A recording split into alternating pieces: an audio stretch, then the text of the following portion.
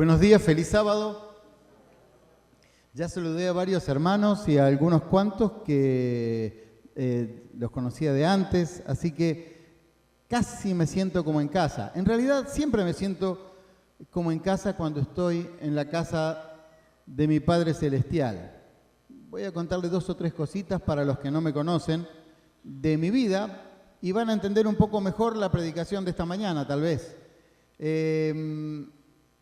Me congrego en la iglesia de Palermo. Mi familia se compone por mi esposa Laura, Luis Junior, Luisito también es de la iglesia de Palermo, los dos tienen actividades, así que generalmente no me acompañan, pero sí me acompaña Sebastián, que lo escucharon hoy a la mañana. Él me acompaña en la parte técnica y también canta muy bonito, así que disfrutamos del momento de los sábados a la mañana. Y tampoco tengo hermanos de sangre, soy hijo único. Y algún día les voy a contar más de mi vida, pero este no es el momento. Pero créanme que mis hermanos son los miembros de la iglesia adventista. Todo lo que tengo, todo lo que soy, todo mi desarrollo fue gracias a mis hermanos. Y realmente cuando estoy un sábado a la mañana alabando y adorando a mi Padre Celestial, me siento en familia. Créanme, es así. Le voy a decir a mis amigos, pasen a sentarse, porque yo, por mi pasado musical, hoy encontré a un hermano que dice que tiene un CD mío.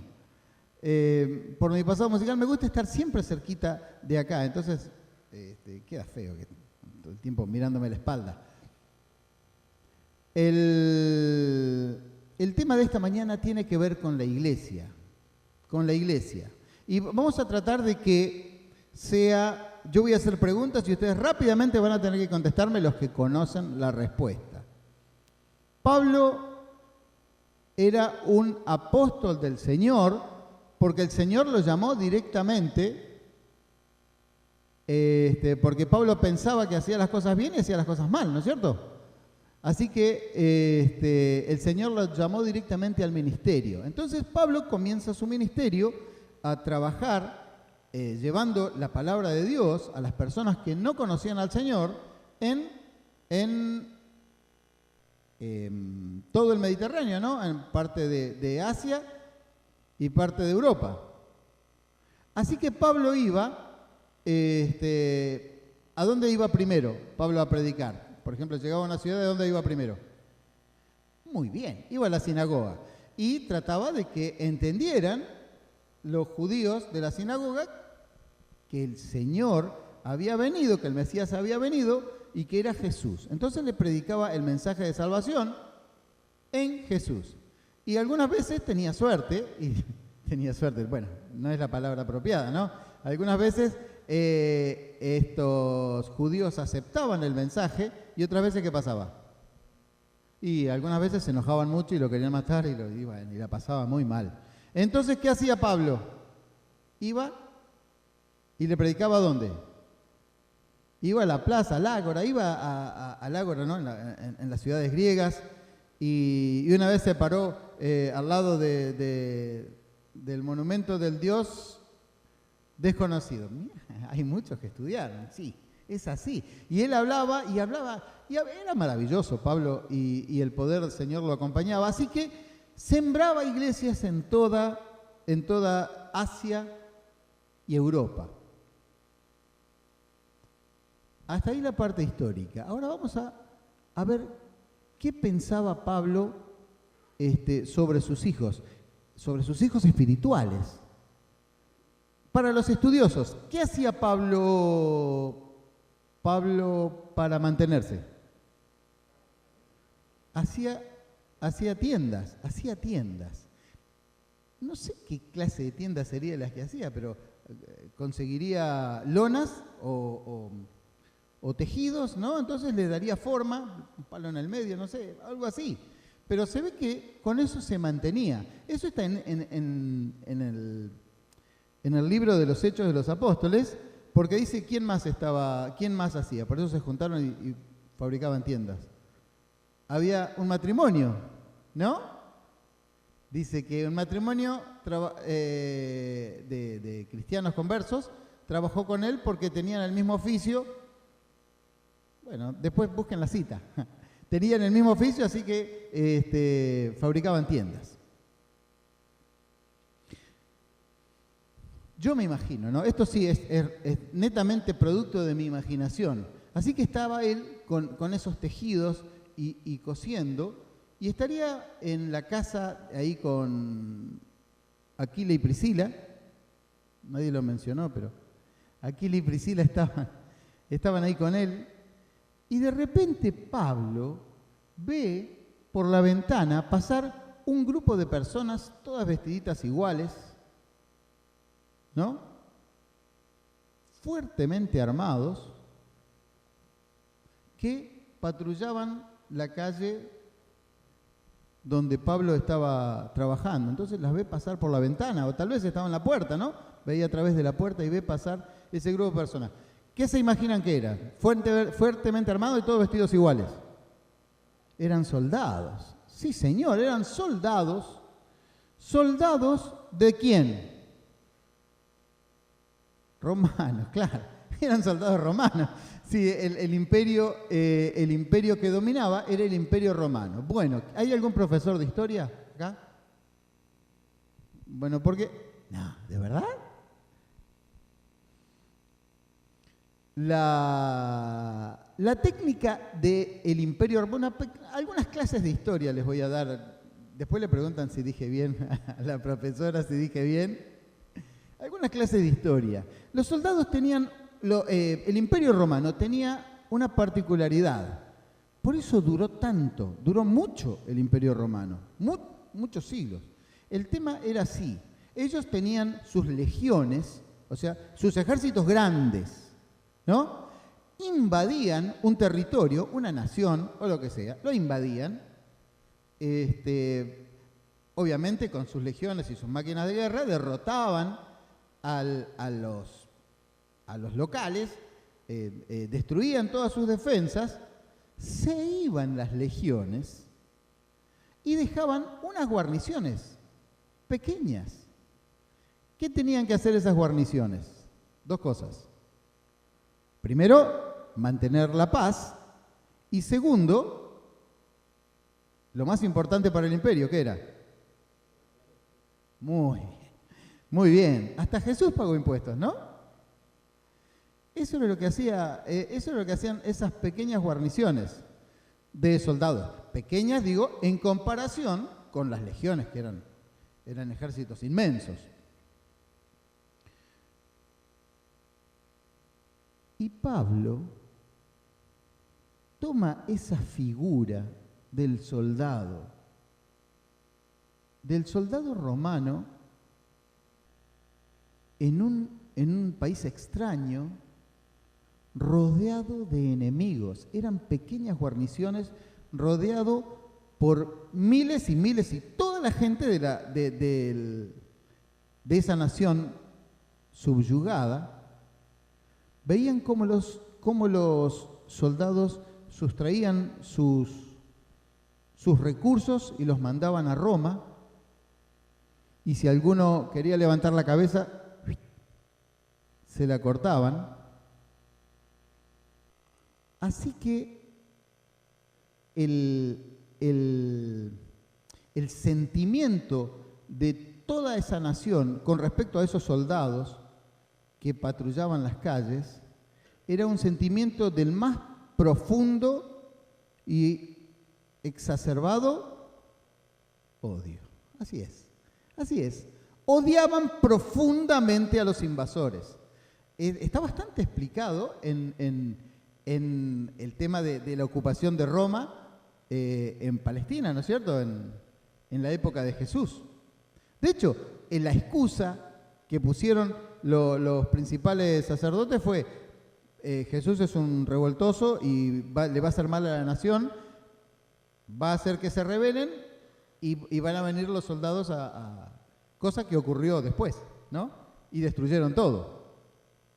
Pero estamos hablando del soldado romano en medio de una nación que los odia, en medio de un peligro tremendo. Pero entonces los soldados, para hacer frente a ese peligro, ¿cómo iban? Bien vestiditos y fuertemente armados. Entonces Pablo dijo, este es un buen ejemplo para que mis bebés espirituales, para aquellos que han aceptado el Evangelio, entiendan en qué lío están metidos. Hoy mencionábamos en la clase con Oscar, ¿dónde está Oscar? Mencionábamos en la clase con Oscar que los cristianos primitivos, esos, los de la época de Pablo, sabían que su vida corría peligro en todo momento. En el momento en que aceptaban a Jesús, su vida empezaba a correr peligro.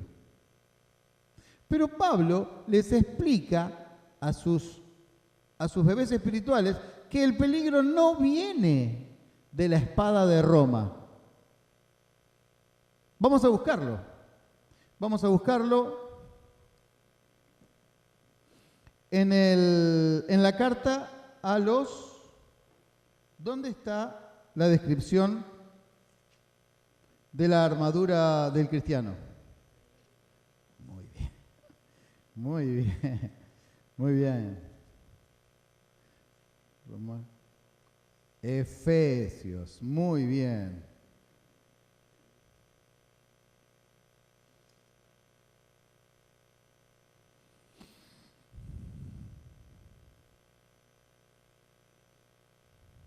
Recuerden que los temas que yo elijo tienen que ver con la iglesia, con mis hermanos. Los pastores hacen sermones de profecías, hacen sermones de cosas que nosotros tenemos que incorporar a nuestras vidas. Los sermones de Luis tienen que ver con la vida diaria de cada uno de nosotros, porque eso es lo que tenemos que experimentar diariamente. En nuestro diario vivir, y espero que salgamos en esta mañana un poco más edificados. Pablo les explicaba a los efesios y también a nosotros, obviamente, que nuestra lucha no era contra la espada de Roma, sino contra ¿qué? Contra un enemigo muy superior a el César. Un enemigo que tenía el mismo sentimiento que tenían las personas que vivían en esas naciones invadidas. Un enemigo que quiere destruirnos. Miren lo que dice acá.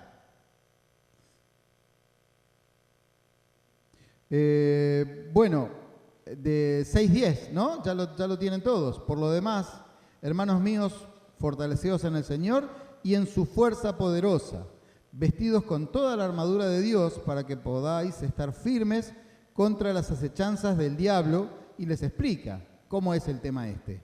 Porque no tenemos lucha contra carne y sangre, sino contra principados, potestades, contra los gobernadores de las tinieblas de este mundo, contra huestes espirituales de maldad.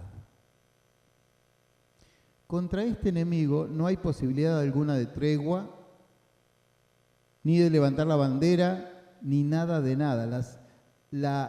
El sentimiento que tiene hacia nosotros es de profundo odio y quiere nuestra destrucción. Estamos hablando del enemigo de las almas. Así que Pablo les explica esto a los efesios, a sus bebés espirituales y a nosotros. ¿Por qué? Porque para resistir en situaciones determinadas debemos vestir la armadura de Dios, como los soldados se cuidaban de sus enemigos, ¿no es cierto? Porque Pablo toma el ejemplo de un soldado romano, no de un soldado judío. Pablo era judío, pero el ejemplo que toma es de un soldado romano, porque ellos eran los que estaban en peligro. Entonces vamos a hacer un estudio muy superficial de lo que es la armadura de Dios. Muy superficial, porque el tema de esta mañana no es la armadura de Dios. Pero igual la vamos a estudiar porque seguramente vamos a aprender mucho. Dice, estad pues firmes, esto está en el versículo 14. Ceñida vuestra cintura con la verdad. Ceñida la cintura con la verdad. Este cinturón mide 2 centímetros. 2 centímetros de ancho. ¿Cómo era el cinturón de un soldado romano?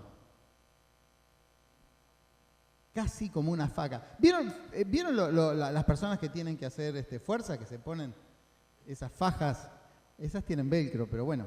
El soldado romano tenía unas hebillas inmensas, o varias hebillas, entonces se ceñían para mantenerse erguido y derecho y firme cuando venía el ejército, digamos, el ejército opositor. Cualquier soldado tenía que estar firme para defenderse. Y Pablo, ¿qué dice que es el cinturón? O lo que ciñe nuestra cintura. La verdad. Para los estudiosos, ¿qué es la verdad? La palabra de Dios es la verdad. ¿Y qué más es la verdad? Jesús es la verdad. Si nosotros estamos asegurados en la palabra de Dios y en Cristo Jesús, no vamos a tener ningún tipo de problemas cuando vengan las pruebas, cuando vengan las acechanzas del enemigo. Vamos a estar, como dice acá, firmes. Vamos a seguir adelante. Vestíos, es el mismo texto, vestíos con la coraza de justicia. ¿La coraza cómo era? ¿Qué era la coraza? Un elemento de cuero o de metal. Claro, o de metal. ¿Y qué protege los órganos? Los órganos vitales. ¿Y por atrás también había coraza? Sí, señor, había coraza por atrás también. Así que el soldado estaba envuelto por una coraza. ¿Y Pablo qué dice que es la coraza? La justicia de Cristo. ¿Y qué es lo que nos envuelve a nosotros como qué? Cuando nos presentamos ante el Padre. La justicia de Cristo nos envuelve. Cuando nosotros nos presentamos ante Dios, Dios no ve nuestra naturaleza defectuosa, para decirlo suave. Ve la justicia de Cristo. La justicia de Cristo nos envuelve. Y cuando nos envuelve la justicia de Cristo, nosotros estamos absolutamente seguros de que el Señor va a ser nuestro pronto socorro. Mire lo que dice el versículo 15. Calzados los pies con el celo por anunciar el Evangelio de la paz. Mi versión es Reina Valera 95. Me parece que es algo maravilloso. Normalmente, el calzado de un soldado, ¿cómo debería ser?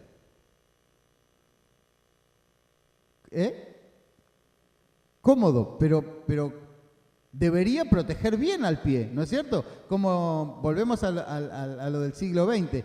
Un calzado industrial, ¿cómo es? Todo, y tiene una puntera, ¿no? Algo que protege bien. Pero Pablo, ¿qué dice?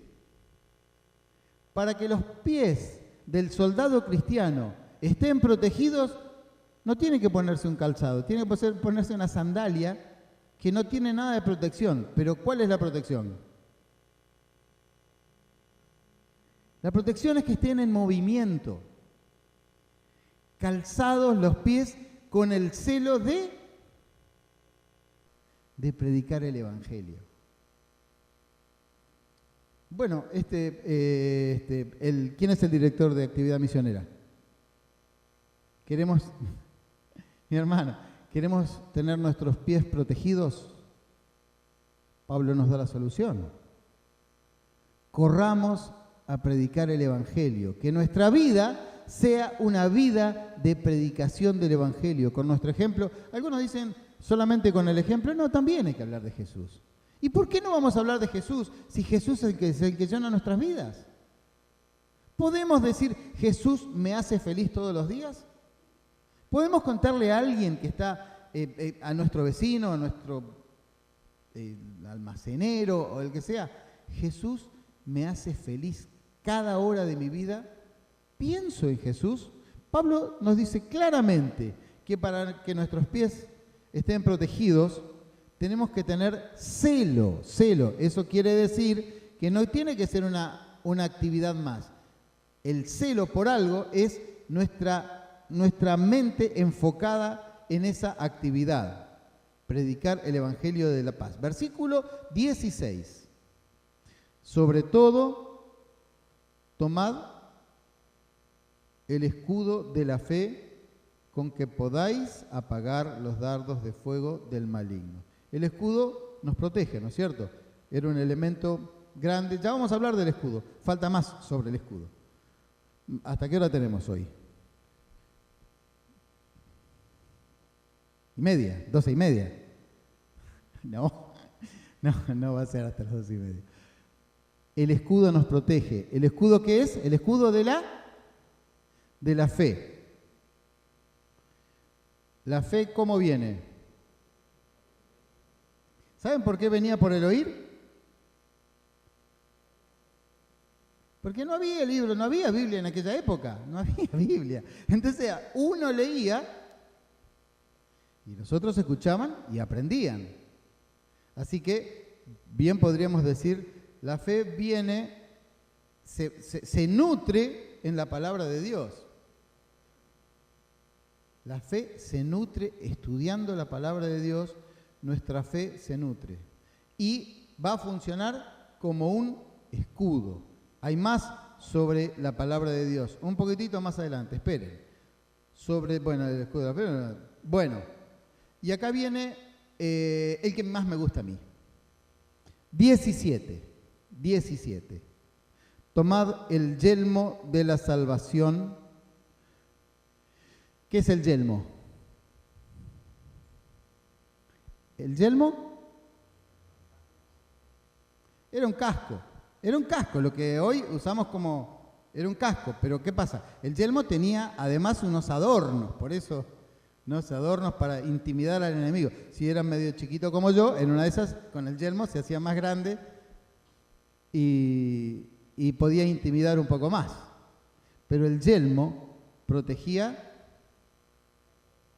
la cabeza. ¿Qué tenemos debajo del cráneo? ¿Qué tenemos? ¿Y el cerebro qué es? Es el lugar por donde se comunica el Espíritu Santo. Ustedes saben, ¿no es cierto? ¿No? Nuestra mente. Y Pablo dice que para proteger nuestra mente, el yelmo representa la salvación. Ustedes saben que las enfermedades de la mente han recrudecido como nunca en nuestro último tiempo, del siglo XX en adelante. El concepto, por eso les digo que es el que me gusta más, el concepto de salvación por la fe sana a las personas, nos protege y nos nivela. Si nosotros entendemos, no digo en profundidad, pero entendemos el concepto de salvación por gracia, toda nuestra vida cambia totalmente y nuestra forma de ver las cosas cambia, porque nos transforma en iguales a todos. Ya no hay lugar para el orgullo, ya no hay lugar para la soberbia, porque todos somos seres necesitados de la gracia salvadora de Cristo Jesús. Y cuando entendemos el sacrificio de Cristo en nuestro favor, ya no hay lugar para una autoestima baja, ¿no? Que está muy de moda el tema de la autoestima. Hay gente que tiene baja autoestima, entonces no puede desarrollar su potencial, ¿no? Para decirlo, ¿hay algún psicólogo? A ver si me estoy metiendo en cosas que le pertenecen más a los psicólogos, pero es así. Una persona que tiene la autoestima nivelada en el Señor. Mi valor no está en mí, sino en el precio que Dios pagó por mí. La sangre maravillosa de Cristo Jesús. Ese es mi precio. Ese es mi precio. Esa es mi dignidad. Pablo decía que toda la gloria es para ¿quién? Yo no me glorío, sino toda la gloria es para mi Señor. Cuando entendemos el sacrificio de Cristo, no hay lugar para el sentimiento de culpa. Hay personas que se atormentan por errores cometidos y tampoco pueden desarrollar su potencial porque el sentimiento de culpa los contiene. Toda nuestra vida puede ser sanada cuando entendemos el amor de Cristo derramado en el Calvario. Por eso protege nuestra mente. Y nuestra mente siempre va a estar protegida en tanto y en cuanto nosotros meditemos en el sacrificio de Cristo y entendamos más y más la salvación por fe en Cristo Jesús. Seguimos adelante. Y después del yelmo de la salvación, la espada del Espíritu, que es la palabra de Dios. Y volvemos con las Sagradas Escrituras, ¿no? La palabra de Dios. ¿La espada es un instrumento de ataque o de defensa? De ataque y defensa. Es cierto, te puede servir para defenderte, pero para defensa tenemos la coraza, tenemos el escudo, tenemos otras cosas. Si se nos va todo, bueno, capaz que nos podemos defender con la espada, pero por ejemplo, no nos serviría para los dardos del enemigo, no. Y entonces, si la espada es un arma de ataque, y la Biblia es un arma de ataque, ¿qué tenemos que utilizar la Biblia para blandirla contra mi hermano que se está equivocando? Para que nos entienda de una vez por todas, ¿no? ¿Escucharon eso? Si no puedes entender la palabra, siéntela y ¡paf!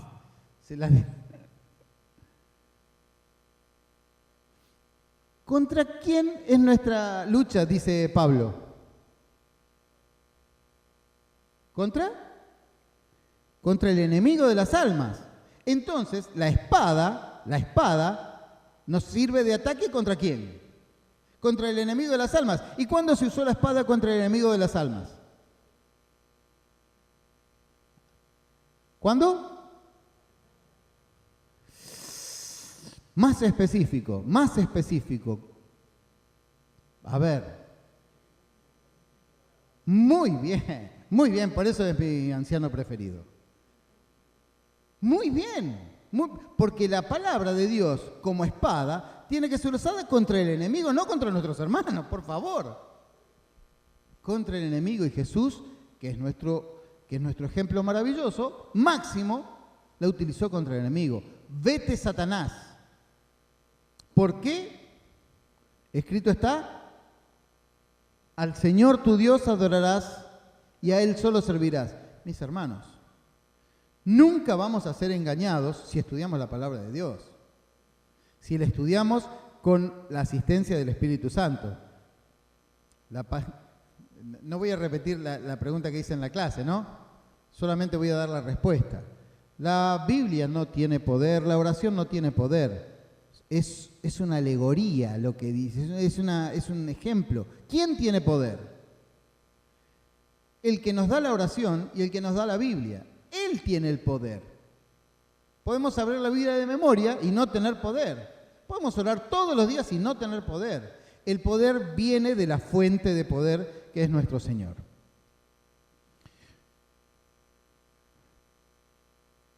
Terminamos con el aspecto de la armadura de Dios.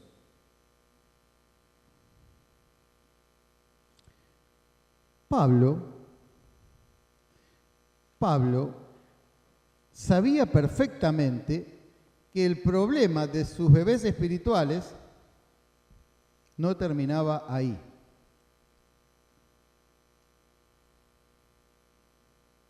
Sabía perfectamente que esa era, por decirlo, la mitad del problema. Así que Pablo se ocupó en explicarles un poco mejor cómo era la vida que tenían que enfrentar desde que habían aceptado al Señor. Y había un problema igual o mayor que enfrentar al enemigo. Y nosotros, no hace tanto que estudiamos el libro de Romanos. ¿Cuánto hace que estudiamos? Me refiero en la escuela sabática. Hace 2 o 3 trimestres estudiamos Romanos. O tal vez un poco más, no sé. No me acuerdo bien. Pero en el libro de Romanos, Pablo nos explica unas cositas muy, muy interesantes, de las que yo ya me había dado cuenta, pero lo que pasa es que él pone las soluciones. ¿Qué dice Pablo? Romanos capítulo 7. Bueno, podemos tomar del 15 en adelante, del versículo 15 en adelante. ¿Lo tienen? Por lo que hago no entiendo, pues, ¿qué pasa? No hago lo que quiero, sino lo que detesto, eso hago.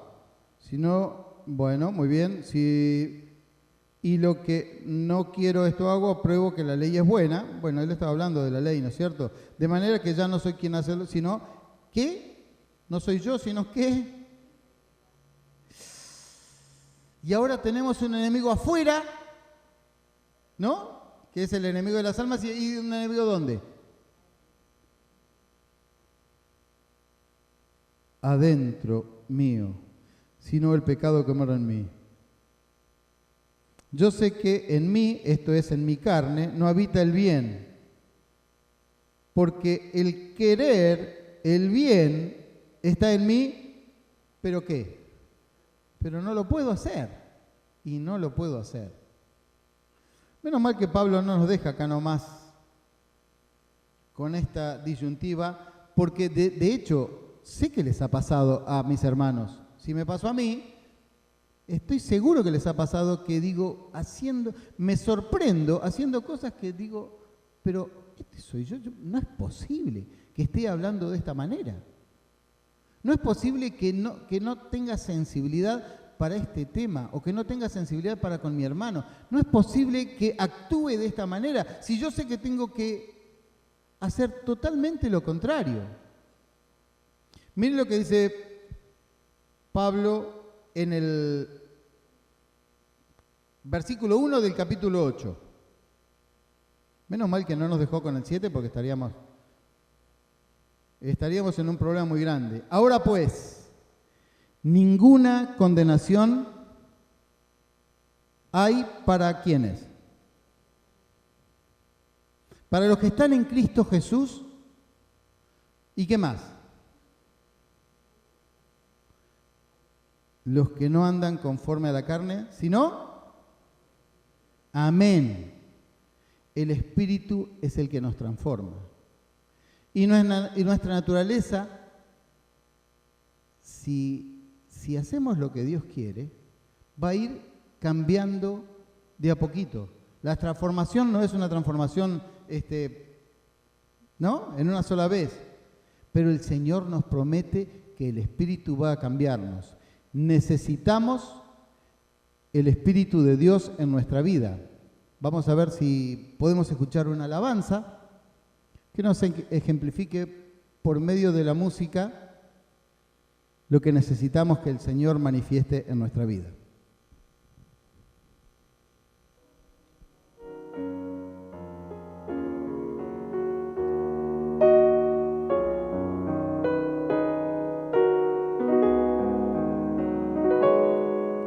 Hay tantas cosas en mi ser que no puedo cambiar y lucho diariamente y nada puedo aquí lograr. Débil soy y no comprendo que me puedes ayudar. Hazme fuerte y valiente para no volver atrás. Pon tu fuerza, oh Dios, cansado estoy ya de luchar. Dame paz, seguridad y perdona mi dudar. Ven y transfórmame. No quiero el mismo ya ser. Te necesito, Señor. Pon tu espíritu en mí.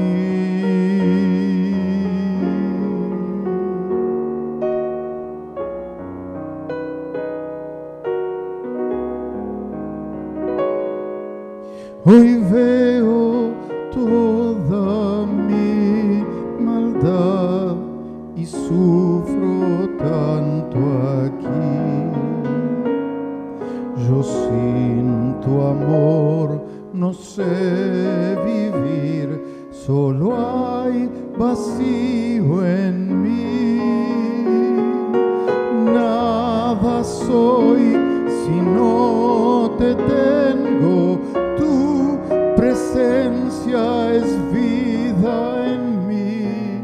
Hazme fuerte y valiente para dar la gloria a ti. Pon tu fuerza, oh Dios, cansado estoy ya de luchar. Dame paz, seguridad y perdona mi dudar. Ven y transfórmame. No quiero el mismo ya ser. Te necesito, Señor. Pon tu espíritu en mí.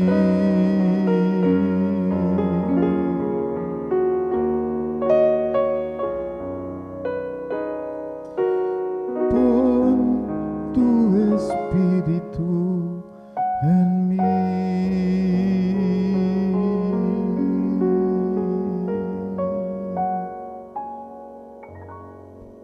Amén. Así todo, y queda un poquito, este no es el tema de esta mañana. Todo el preámbulo, el tema va a ser cortito.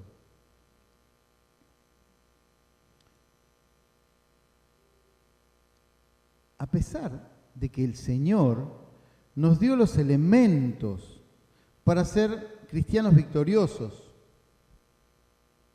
cristianos decididos en la causa del Señor.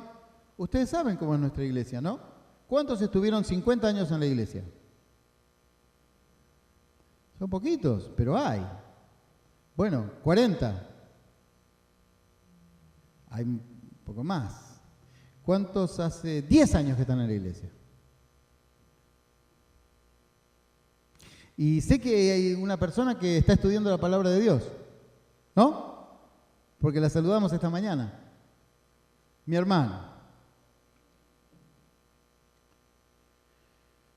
para los que hace bastante tiempo que están en la iglesia, ¿se acuerdan que yo les dije que nací en la iglesia y que me crié en la iglesia?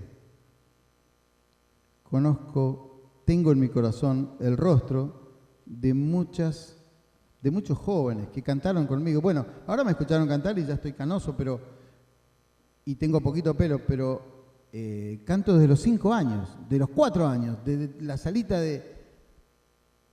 Y muchos jóvenes compartieron grupos musicales conmigo, compartieron el coro conmigo, alabaron desde el banco donde están ustedes. Y se vistieron con la armadura de Cristo. Y sin embargo, cayeron en el campo de batalla y el enemigo los tomó prisioneros. Ese es el tema de esta mañana. El tema se llama soldados heridos, no soldados victoriosos. Victoriosos somos nosotros. El tema de esta mañana es... Les voy a contar un poquito más de historia. Hace unos 500 años, o 600 años antes de Cristo, ocurrió una batalla que se llamó Batalla de las Termópilas. Hubo un rey persa que quería invadir Grecia, entonces trajo un ejército, según las crónicas, era innumerable, una cosa increíblemente gigantesca. Y en un desfiladero descendió en una playa y en un desfiladero se entraba al continente. Y el rey Leonidas, con 300, dicen, ¿no? La historia de los griegos eran muy, muy musicales, así que hacían sus odas para sus guerreros. Así que el rey Leonidas se puso ahí en el medio y detuvo por 3 días al ejército invasor.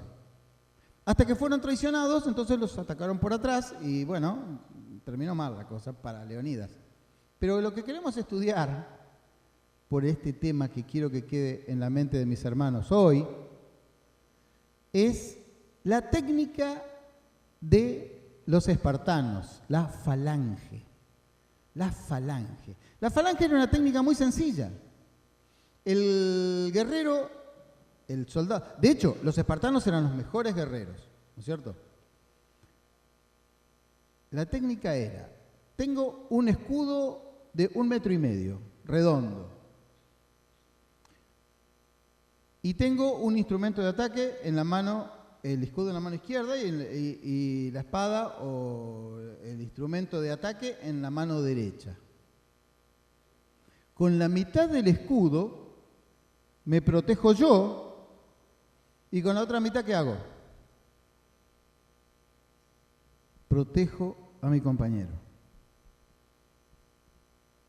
Y la pericia era tal de estos soldados espartanos que nunca pudieron, la infantería enemiga nunca pudo penetrar, porque tenían tan arraigada la técnica de guerra que se protegían y era una muralla. La infantería nunca pudo penetrarlos. El Señor quiere que en la iglesia de Él nuestra actitud sea exactamente igual entre nosotros. Porque el Señor sabe que a pesar de todas las cosas que nos dio, los soldados cristianos caen heridos en el campo de batalla. Caen y quedan sangrando. ¿Y qué hacemos con nuestros soldados que están sangrando en el campo de batalla? ¿Levantamos nuestro dedo acusador? ¿Manifestamos un espíritu de intolerancia o desaprobación, crítica, reproche? Lo menos que necesita un soldado herido es que le diga por qué no levantaste la espada, por qué no te pusiste la coraza. Lo menos necesita, ¿qué necesita? Que lo atendamos, que atendamos las heridas. Y se acuerda lo que les dije, tal vez si mi actitud hubiera sido diferente, en algunos casos tendría a más de un hermano alabando conmigo todavía en esta mañana. Yo sé que tal vez no podemos solucionar el problema familiar que tiene mi hermano, o el problema de trabajo, o el problema emocional, o el problema con el pecado que está atravesando, pero tengo una herramienta que es como proteger a mi hermano con un escudo. ¿Qué es? ¿Qué es? La oración. La oración. Yo puedo derramar mi vida ante el Señor en favor de mi hermano. ¿Qué dice el Señor? Que la oración de Él... Hermanos queridos, necesitamos protegernos unos a otros. Porque ustedes saben, ustedes estoy seguro que saben de hermanos que necesitan de nuestras oraciones. Necesitamos protegernos. ¿Se acuerdan de lo que le dijo Dios a Caín? ¿Y qué le contestó Caín? ¿Dónde está tu hermano? ¿Qué le dijo Caín? ¿Soy guarda de mi hermano? Nosotros sabemos la respuesta. ¿Somos o no guarda de nuestro hermano? Nuestro hermano necesita que lo cuidemos. Y bajando más al tema diario, recuerdan que yo nací en la iglesia y me gusta la iglesia. Tratémonos con ternura, tratémonos con bondad, tratémonos con interés el uno por el otro. Me gusta la iglesia y el Señor quiere que seamos una familia. Y aunque seamos una familia grande, debemos ser familia, debemos estar preocupados por mi hermano, no para ver la vida de mi hermano y para criticarlo. De paso, ¿ustedes se imaginan? Bueno, esto no lo iba a contarlo, pero se los voy a contar. Porque esta es una iglesia como la mía, una iglesia grande y ya con bastantes años. Ahora, si nadie se siente tocado, bueno, hagan de cuenta que no dije nada. ¿Ustedes se imaginan si cuando estaban los 300 ahí, Leonidas a la cabeza, ¿no? Viene un soldado distraído desde la parte de atrás, ¿no? Donde no estaban y por descuido tira una flecha y le da a uno de los defensores. ¿Entienden la analogía? Están los soldados defendiendo y un soldado que debería estar defendiendo está atrás y en vez de tirarle a los enemigos le tira una flecha y le pega a uno de los... ¿Hace falta que les explique más? Hermanos, por favor, Dios me libre y guarde de hablar de mi hermano que está en el mismo campo de batalla conmigo. Si alguno no se siente tocado, déjelo. Si ahora sí, como yo, más de una vez me he encontrado tomando livianamente algún tema o siendo indiferente por otro tema, les pido por favor que entiendan el valor del hermano ante el Señor, el valor de un alma. En el libro El Camino a Cristo, Elena dice que Jesús nunca dijo nada que podía lastimar a un alma. Siempre su trato fue de amor, de ternura y de aceptación. Por eso todos lo querían, por el carácter, porque la Biblia dice que él no era lindo. Que nuestro carácter sea como el de Jesús, especialmente entre nosotros. Y con esto voy a terminar. No voy a terminar con el canto, pero con este pensamiento. El Padre Celestial, nuestro Padre Celestial dice que tenemos que amar ¿a quiénes? A nuestros... Dice que tenemos que amar a nuestros enemigos, ¿no es cierto? Hermanos, no hay ninguna forma posible de que amemos a nuestros enemigos si primero no nos amamos entre nosotros. Creo haber cumplido bien con el tiempo. Creo que por la carita han entendido el tema. Me gusta mi iglesia. Quiero que mi iglesia sea una iglesia que exprese amor, que exprese ternura, especialmente cuidado por los soldados que han caído en el campo de batalla.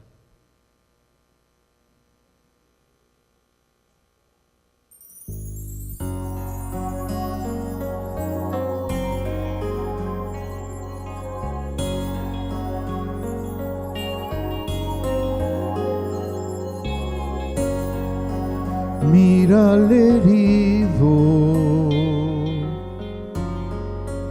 oye el llamado de dolor, pidiendo ayuda y protección.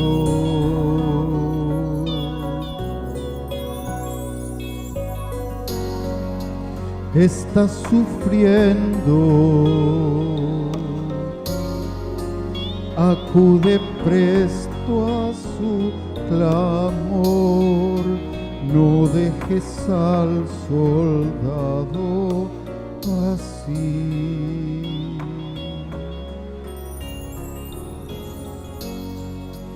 Vierte aceite en él, venda su herida ya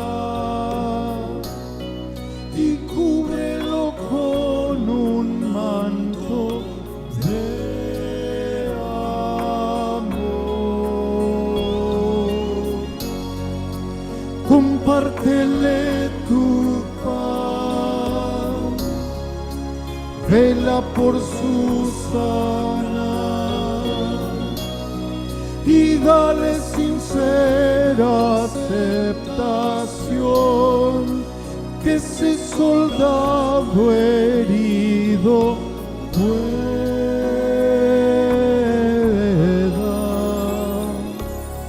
sanar.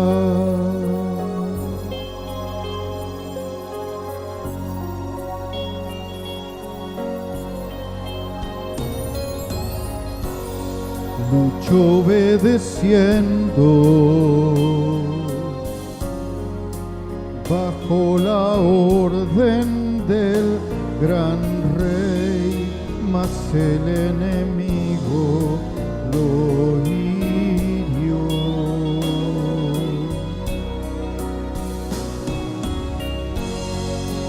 Sangrando y débil,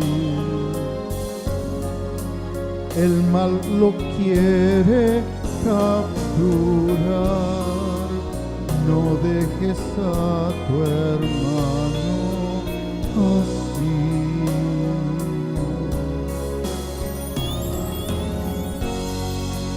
Vierte aceite en él, venda su herida ya y cúbrelo con un manto de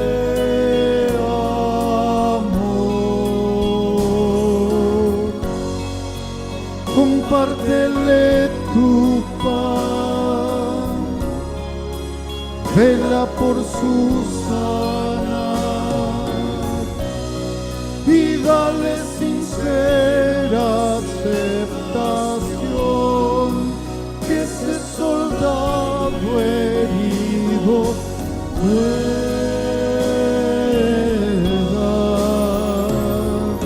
sanar.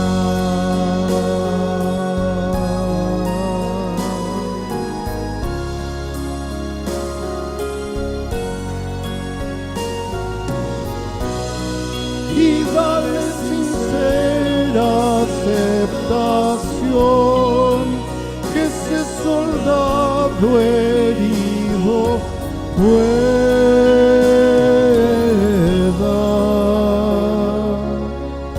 sanar.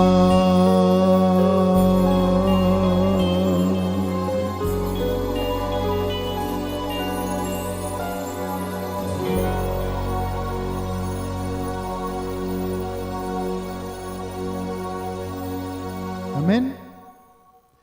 Cuidémonos y caminemos juntos esperando a nuestro Señor para estar preparados para cuando venga a buscarnos. Es mi deseo, es mi oración en esta mañana.